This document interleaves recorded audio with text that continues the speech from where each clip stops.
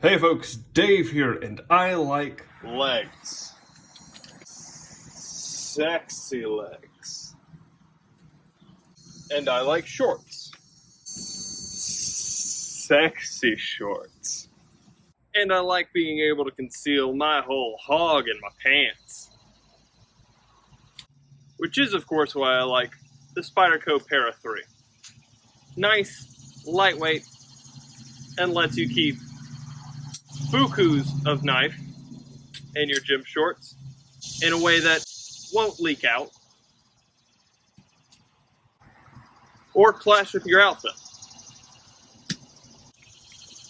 I think it's time to jettison the joke. Rip stopped being funny a long time ago. That last link was tenuous at best. So now that you've seen my hog, how big's my knife? This is the Para 3 compared with the Rat 1 and Rat 2. This is the Para 3 compared with the Endura and the Delica. This is the Para 3 compared with the Paramilitary 2 and the Protect Strider, I guess? Here's the Para 3 compared with the Benchmade Griptilian and the Mini Grip. And finally, here it is with all four of these smaller show knives on the table, because it's no coincidence that these are the four pairs that I use for size comparisons. They are what I generally consider to be probably kind of the peak of a decent EDC knife. You know, you got your budget stuff, you got your kind of middle stuff. These two are a little bit higher price, a little bit higher end. And if somebody was standing in front of me, and which has happened in the past, and asked me what's the best small knife that money can buy, well, these are, I didn't have the Para 3 at the time, but these were the three options that I took into work the next day to show them. So here it, long-winded way of saying here it is with other small knives, I suppose is what I'm saying. Now obviously with this knife there's going to be a lot of gold. There's going to be some, we'll talk about the garbage when we get there. First off is going to be the blade. This, on the lightweight model, at least of the Para 3, is a BDZ.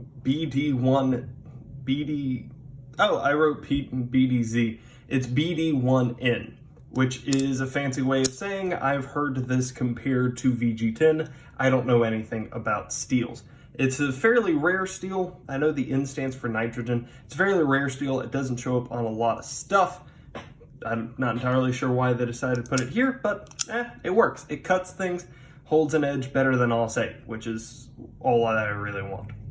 Most importantly, perhaps, though, the blade is actually swappable with a regular G10 model.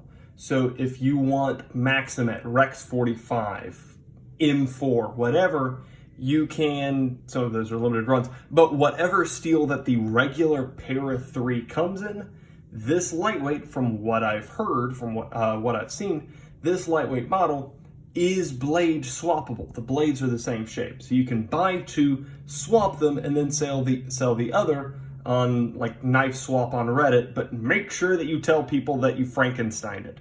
Don't cheat. The action is obviously incredible. It's a Spyderco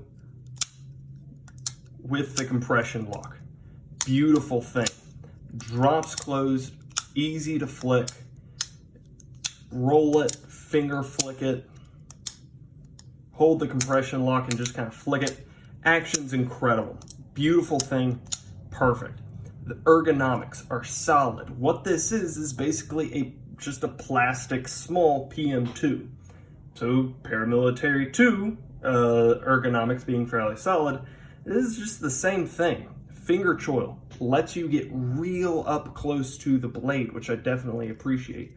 Or even if you don't want to do the finger choil, you can back off. And even my hands, the width of my fingers is 3.5 inches, and I can still get a solid grip even without the finger choil. Not that I ever really would use this knife without it. You can get up there, do some precise cuts, you know, the bend rule, you're solid there. Beautiful knife. The jimping is, it's not too terribly aggressive. It just lets you feel it.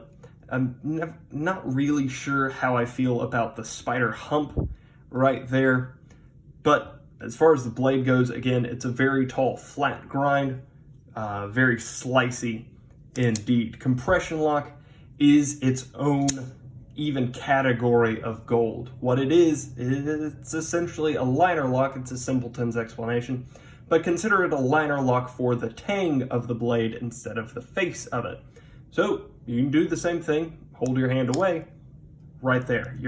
Your fingers never need to be in the way of the blade path closing, and it's incredibly strong. Not on this model, because the scales will fail you far faster than any lock ever would. But generally speaking, it's a solid lock.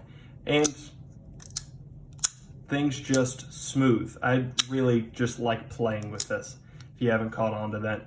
Pocket clip is a deep carry wire clip, which is beautiful. It has the same spot as the Delica, where on the FRN scales, which are heavily textured, there's that one spot where they're not textured, and that's right where the pocket clip falls.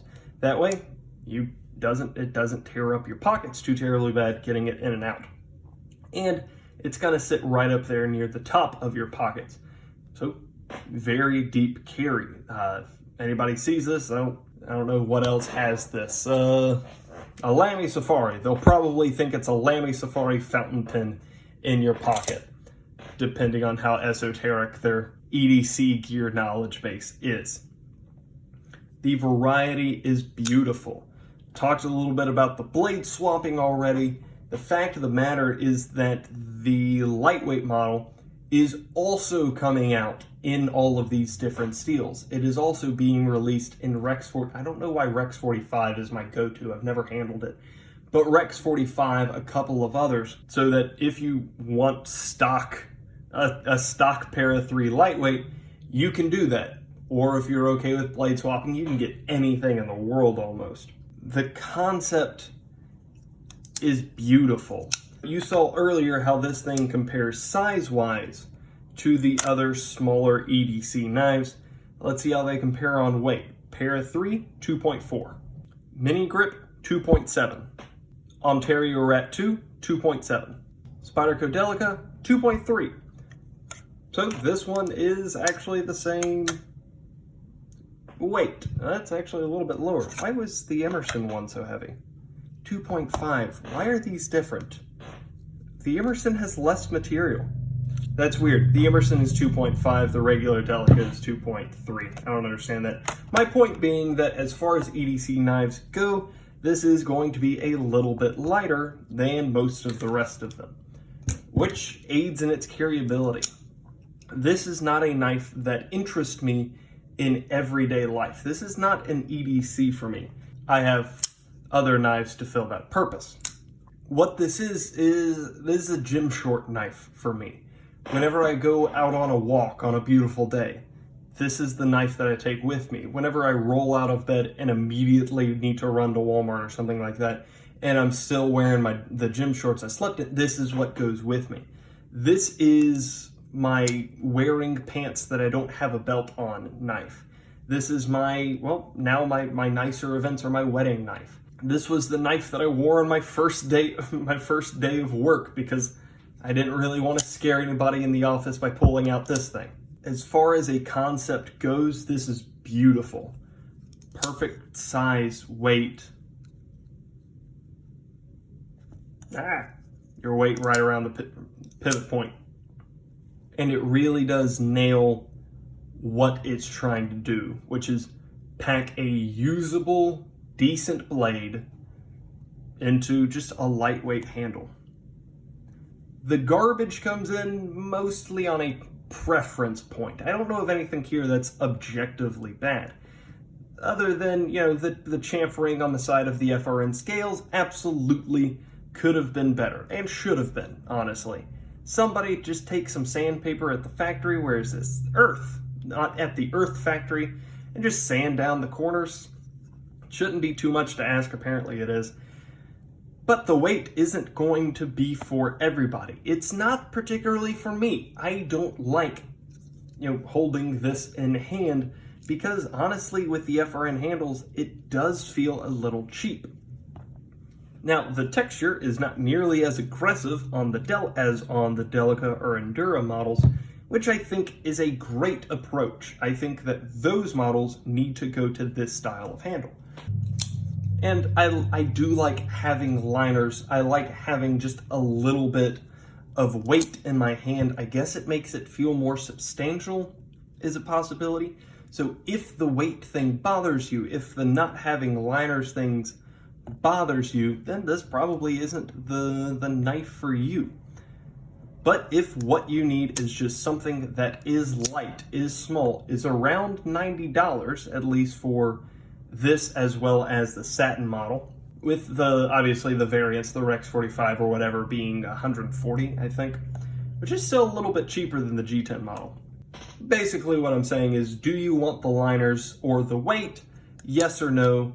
Your answer based on that preference is whether this knife will work for you. If that's something that you don't mind the feeling of, or possibly being something that you're looking for, then this knife can serve you solid. If not, it's entirely possible that, like me, you'll still need occasional situational uses for it. But there is nothing here that I believe to be bad or wrong or truly garbage. It's really just a preference thing. If you have any questions, comments, or suggestions, let me know down below. And other than that, y'all have a great day.